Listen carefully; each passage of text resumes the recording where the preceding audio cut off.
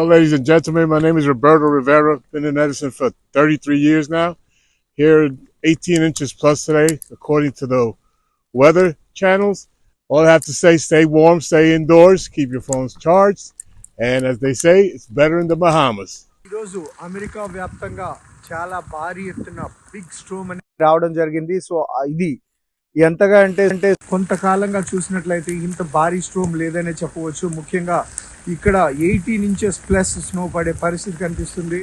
మనం ఇక్కడ చూడొచ్చు, ఒక్కొక్క కార్ పైన ఆల్రెడీ 16 ఇంచెస్ ప్లస్ స్నో అనేది ప్రతి కార్స్ పైన కానీ రోడ్స్ పైన కానీ అన్నీ జామ్ అవటం ఉంది. ఇక్కడ లోకల్గా చూసినట్లయితే అనేక కౌంటీస్, న్యూజెర్సీ నుంచి, న్యూయార్క్ నుంచి, అదేవిధంగా అమెరికాలో స్నోఫాల్ గురైన ప్రతి ప్రాంతంలో కూడా యుద్ధ ప్రాతిపదికన అందరూ కూడా ప్రిపేర్ కావడం, గవర్నమెంట్స్ ముఖ్యంగా ఆయా కౌంటీస్, ఆయా మేయర్స్ వీళ్ళందరూ కూడా కాల్ చేయడం జరిగింది.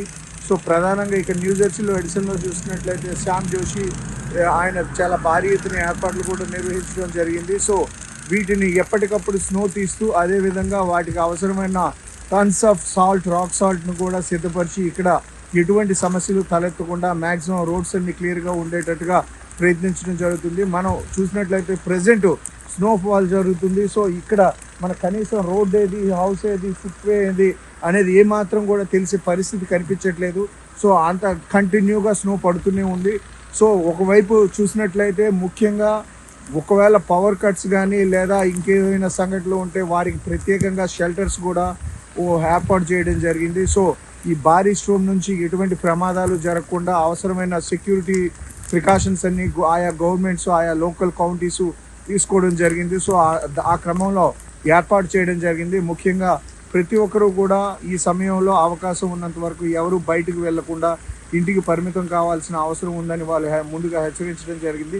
ఈ భారీ స్నోని ఏ విధంగా ప్రెడిక్ట్ చేసినట్లయితే గత 2021లో మనం చూసినట్లయితే 16 ఇంచెస్ ఫాల్ జరిగింది. సో అంతకంటే ఈసారి 18 ఇంచెస్ ప్లస్ 20 ఇంచెస్ వరకు కూడా వెళ్ళవచ్చు అనే ఒక అంచనాలు అయితే ఉన్నాయి. అదేవిధంగా అంతకు ముందు చూసినట్లయితే 2016లో 20 రికార్డు స్థాయిలో 28 ఇంచెస్ స్నో రావడం కూడా జరిగింది.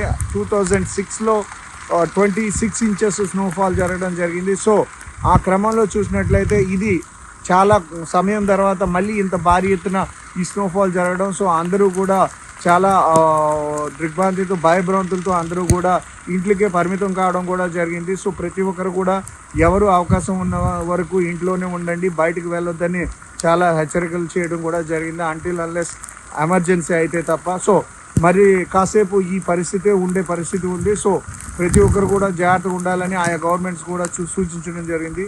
This is New Jersey Sakshi TV.